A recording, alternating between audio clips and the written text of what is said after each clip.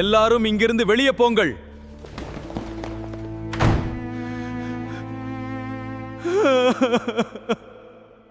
நான் யோசேப்பு. என் தகப்பன் இன்னும் உயிரோடு இருக்கிறாரா? தயவு செய்து என்னிடம் நெருங்கி வாருங்கள். நான் உங்கள் சகோதரனாகிய யோசேப்பு. நீங்கள் விற்ற அதே யோசேப்பு தான். ஆனால் வருத்தப்படாதீர்கள், உயிரை காப்பாற்றத்தான் கடவுள் என்னை உங்களுக்கு முன்னால் இங்கே அனுப்பியிருக்கிறார். பஞ்சம் இன்னும் 5 ஆண்டுகள் நீடிக்கும். உங்களையும் உங்கள் வம்சத்தையும் அற்புதமா விடுவிப்பதற்குத்தான் கடவுள் என்னை உங்களுக்கு முன்னால் அனுப்பியிருக்கிறார். அதனால் என்னை இங்கு அனுப்பியது நீங்கள் அல்ல. உண்மை கடவுள்தான் என்னை பார்வோனுடைய முக்கிய ஆலோசகராக இருக்கும்படி அனுப்பியிருக்கிறார். அப்பாவிடம் சொல்லுங்கள், கடவுள் என்னை எகிப்து தேசம் முழுவதற்கும் ஆளுநராக நியமித்திருக்கிறார்.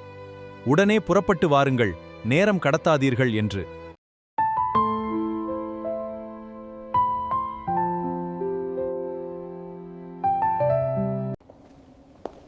யோசேப்பே, கானான் தேசத்துக்கு போய் அப்பாவையும் வீட்டிலுள்ள எல்லாரையும் கூட்டிக் கொண்டு வாருங்கள் என்று உன் சகோதரர்களிடம் சொல். அவர்கள் மனைவி பிள்ளைகளை கூட்டி வருவதற்காக மாட்டு வண்டிகளை கொண்டு போகச் சொல். அப்பாவையும் ஒரு வண்டியில் அழைத்து வாருங்கள். அங்கு வைத்திருக்கிற பொருள்களை பற்றி கவலைப்படாதீர்கள். எகிப்தில் இருக்கிற சிறந்த பொருள்களை எடுத்துக்கொள்ளுங்கள் என்று சொல். இது என் கட்டளை. என் சகோதரர்கள் ஒவ்வொருவருக்கும் புதிய மேலங்கியை கொண்டு வாருங்கள். பென்யமீன், இதோ உனக்கு 5 ஜோடி ஆடைகள்.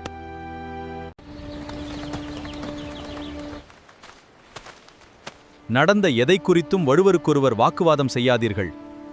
சண்டை போட்டுக் கொள்ளாதீர்கள். தீமை என்று எண்ணப்பட்ட காரியம் தேவனின் திட்டத்தால் நன்மையாக மாறியது. ஒரு தேசத்தையே காப்பாற்றியது.